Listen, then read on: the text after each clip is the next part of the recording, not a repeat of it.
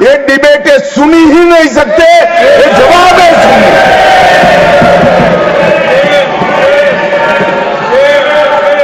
और जब भी ये कह रहे हैं और कोई लीडर ऑपोजिशन होता और बोलता तब तो मैं समझता, खड़गे साहब बोल रहे हैं। ज्यादातर महत्वपूर्ण चर्चाओं में कांग्रेस पार्टी उनके नेता को, लीडर ऑफ ऑपोजिशन को बोलने ही नहीं देती है। और वो मुद्दा उठा रहे हैं कि माननीय प्रधानमंत्री जी जवाब। मान्यवर, मैं सबसे पहले ऑपरेशन महादेव के लिए बताना चाहूंगा। परसों ही बहुत लंबे समय से चल रहे हुए एक ऑपरेशन का अंत आया और वो ऑपरेशन के तहत 3 आतंकवादी, सुलेमान उर्फे फैजल जट, अफगान और जिब्रान, वो तीनों हमारी सुरक्षा बलों ने इनको मौत के घाट उतारा।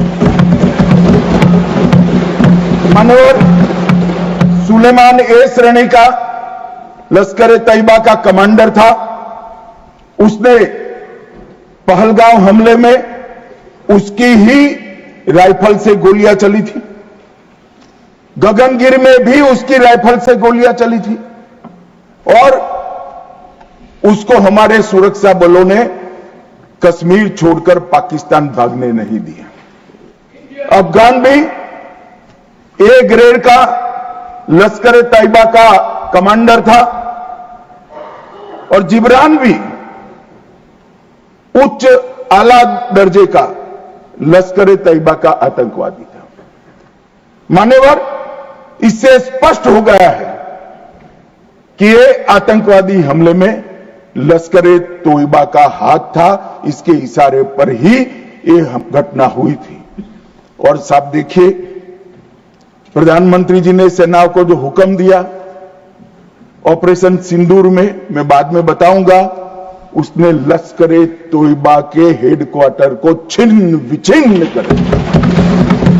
इनको भेजने वाले भी मारे गए और जिन्होंने गोली चलाई थी वो भी मारे गए। एक प्रकार से ऑपरेशन महादेव और ऑपरेशन सिंदूर दो इकट्ठा होता है तो दुनिया के सभी आतंकवादी हमलों में सबसे सटीक, सख्त और त्वरित जवाब माननीय प्रधानमंत्री के नेतृत्व में भारत के सुरक्षा बलों ने दिया। लश्कर तैयबा का आप सभी जानते हैं कि प्रतिबंधित संगठन है। कुछ ही समय के बाद इनके एक आउटफिट टीआरएफ ने जिम्मेदारी ली कि हमने ये निर्दोष नागरिकों को मौत के घाट उतारा है। मान्यवर, उसी दिन मैं वहां पहुंच गया था। सुरक्षा रिव्यू की मीटिंग हुई थी और सुरक्षा रिव्यू की मीटिंग में तय हुआ था कि आप जल्दी से जल्दी इनको पकड़िए, मगर उससे भी जल्दी ये लोग देश छोड़कर पाकिस्तान न भाग जाए इसकी चिंता करिए। इसलिए 100 दिन के बाद भी वो उपलब्ध मिले और मारे गए। मान्यवर, उनके पास से 3 राइफलें बरामद हुई। एक 19M4 कार्बाइन अमेरिकन राइफल है और 2 AK-47 राइफल है। जिस दिन पहलगांव में घटना हुई, हमारे निर्दोष नागरिकों को मारा गया, उस दिन वहां से एनआईए ने खाली कारतूसों को कब्जे लिया था।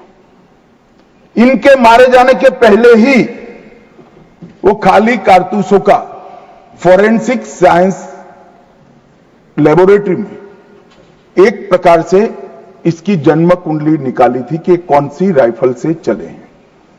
और जब ये मारे गए, इनके पास से भी जो राइफलें मिली, फोरेंसिक साइंस लेबोरेटरी में चंडीगढ़ में रात को फोरेंसिक टेस्टिंग कर 100% मिलान हुआ है कि इन्हीं 3 राइफलों का उपयोग किया गया था, जिसमें से 44 कारतूस AK-19M4 के थे और 25 कारतूस AK-47 राइफल के थे।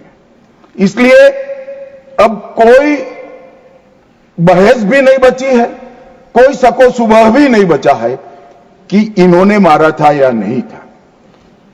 एनआईए ने बहुत विगत जांच करी है मान्यवर, लगभग 1055 लोगों के स्टेटमेंट लिए हैं। इसके आधार पर इनके रेखाचित्र भी बनाए गए। उसके बाद ट्रैकिंग करते हुए 2 दिन जिन्होंने इनको आसरा दिया था वो ढोंक के